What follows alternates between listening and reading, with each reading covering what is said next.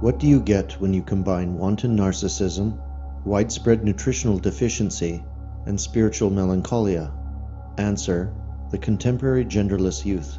And if that isn't enough, the countless hours hovering over electronic devices, lack of outdoor activity, and a general disdain for healthy social diversions has brought the latest generation of Western youth to a point that now imperils the continued existence of Western civilization. Even the usual disengagement of your typical youth, a malaise that has been ruthlessly fostered by the media elite ever since its victory over McCarthy in the 1950s, has an uncanny edge to it. This is an utterly nihilistic group of young people, and many of them literally do not care about anything but themselves. Sociologists will say this is predictable teenage behavior going back to the Stone Age. Meteorologists will assert that this is evidence of climate change.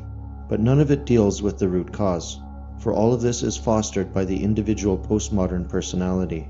And in the following we will attempt to explain how, during its formative stages, the current generation is being modified to suit the establishment's desire for a homogeneous, sexually sterile Western human type.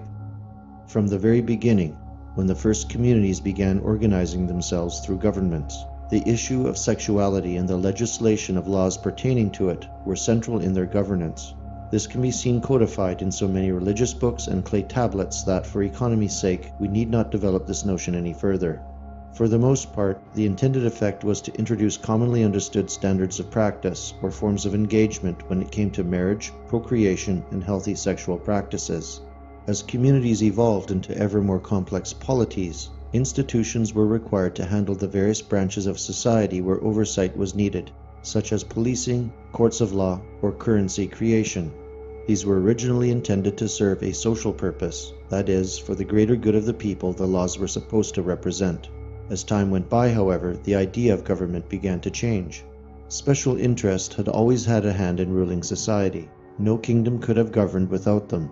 But with the slow decay of monarchical absolutism and the rise of the elitist schools of governance, these special interest groups now had greater sway in politics. They became sponsors of new social theories, which included a belief that the rule of law must be expanded to all facets of the civilization. The last 3 centuries of Western political history, it can be argued, has been the struggle between the two ideologies of pervasive versus minimal governance. However that may be, the rise of Marxism and the 20th century idea of total government ensured that the statist philosophy of rule would be the contemporary method of choice. But what does this have to do with pansexual delusions? Everything. Despite some attempts by a few good politicians to impede the process, the increasing centralization of government and bureaucratic overreach, particularly in the EU, Canada, and the USA, means that a massive expansion of law codes and legislation has been made possible. In addition to this, all of the entities above have a ruling class that is infatuated with cultural Marxist social theory, a model that offers complete control over society and the individual. Furthermore, considering that cultural Marxist philosophy is, practically speaking, a social engineering model, there is now the potential to create a completely new human type. And if absolute power is their goal, the last thing they would want is a confident, heterosexually virile, independently minded population that, by its very nature, poses as an existential threat to their political monopoly. Rather, over a generation or two, permit the introduction of phthalate esters and atrazine into the food chain. Allow the unimpeded rise of estrogens to build up in boys and testosterone in girls. Forcefully legislate sex education curricula into primary schools, with particular consideration given to LGBT attitudes, and sexual confusion will become the engine of society. Hence, a gender-confused sexual dysphoria becomes a key opening or vector point into the very heart of a people.